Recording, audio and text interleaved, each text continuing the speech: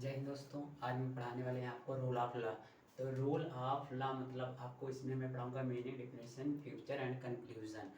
देखिए rule of law क्या होता है। रूल मतलब होता है नियम, सिस्टम, और ऑफ मतलब का, और लॉ मतलब कानून। कानून का सिस्टम या नियम किस प्रकार लोगों के ऊपर लागू होता है, क्या क्या प्रोसीजर होते हैं, ये सब होता है रूल ऑफ कानून। देखिए rule of law implies a set up on which people are govern according to the principle of law. मतलब कोई भी लॉ है वो लोगों के ऊपर गवर्न होता है। कैसे? और लोगों के ऊपर गवर्न होता है प्रिंसिपल ऑफ फैक्शन के माध्यम से, उसके लोगों को गवर्न करता है। रूल ऑफ लॉ क्या है? रूल ऑफ लॉ एक कानून होता है जो कि लोगों को गवर्न करता है प्रिंसिपल ऑफ फंक्शन के माध्यम से। वही बात करते हैं रूल ऑफ लॉ का मीनिंग क्या होता है। तो रूल ऑफ लॉ का मीनिंग होता है कि सभी पर्सन, जितने पर्सन हैं वो क्या है, लॉ में इक्वल है और कोई लॉ के ऊपर नहीं है। तो वही लिखा है rule of law means that no person is above of law, मतलब लॉ के ऊपर कोई भी पर्सन नहीं है। उसके बाद में देखिए आपको देखने को मिलेगा रूल ऑफ लॉ मतलब टॉप से लेकर बॉटम तक जितने भी लॉ होते हैं, मतलब टॉप से लेकर बॉटम तक जितने आदमी हैं, मतलब ऊपर यानी कि छोटा एंड बड़ा, सबको इक्वल ट्रीट करता है। इक्वल बिफोर द लॉ, मतलब लॉ जो है इक्वल सबको ट्रीट करता है।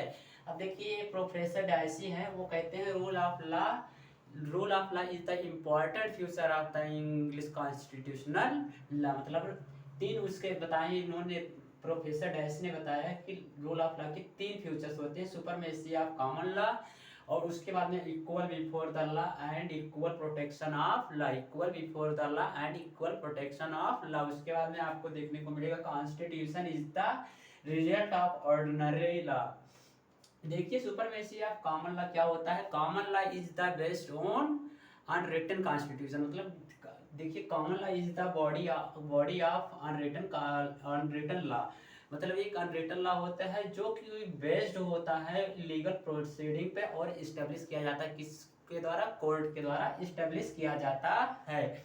उसके बाद में देखेंगे एवरीवन मतलब equality before law and equal protection of law में आप देखेंगे everyone is the subject to the same law and legal proceeding, यानी कि सबको लीगल प्रोसीडिंग सेम दी जाएगी। इंडिविजुअल और ग्रुप के लिए कोई पर मतलब लॉ नहीं बनाया जाता है। इंडिविजुअल मतलब एक पर्सन के लिए कोई लॉ बनाया नहीं जाता है, ग्रुप मतलब कोई एक ग्रुप है उसके लिए लॉ नहीं बनाया जाता है, यानी कि ये होल स्टेट के लिए एक लॉ बनाया जाता है और वही सभी कवर क्या क्या किया जाता है, इम्प्लाइड किया जाता है, इम्प्लीमेंट किया जाता है, उसी के माध्यम से उससे प्रोटेक्ट किया जाता है।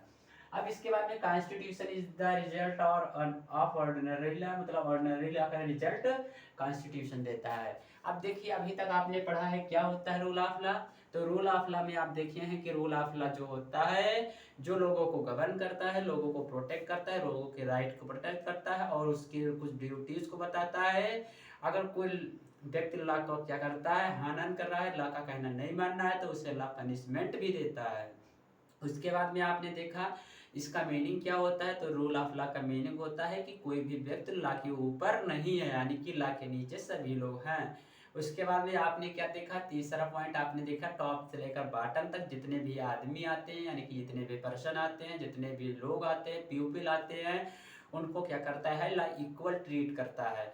और तीसरा देखिए प्रोफेसर डैसी ने क्या बताया। प्रोफेसर डैसी ने बताया कि किसी भी मतलब इंग्लिश कॉन्स्टिट्यूशन को गवर्न करने के लिए, अच्छे से चलाने के लिए तीन ऑर्गन की आवश्यकता होती है। नंबर एक देखिए आपने सुपरमेसी ऑफ कॉमन लॉ, मतलब कॉमन लॉ का सुपरमेसी होना चाहिए। और उसके बाद में आपने देखा equality before the law and equal protection of law. अब इक्वल प्रोटेक्शन ऑफ लॉ भी आप देख चुके हैं। इसके बाद में देखिए इक्वालिटी बिफोर लॉ में आप क्या देखना है।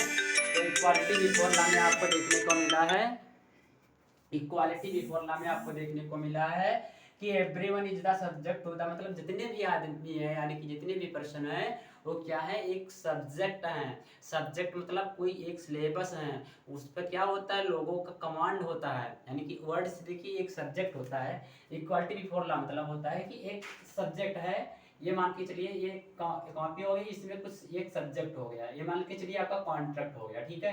तो कॉन्ट्रैक्ट का कहने का मतलब है कि इसमें जितने भी वर्ड होंगे उनका एक अर्थ होगा और सबको इक्वल होंगे। मतलब ये नहीं कह सकते कि हाँ अर्थ सेम हो, बट लेकिन क्या है उसमें आप देखेंगे उसका एक एक अर्थ अलग अलग होता है, हर एक वर्ड का अलग अलग अर्थ होता है।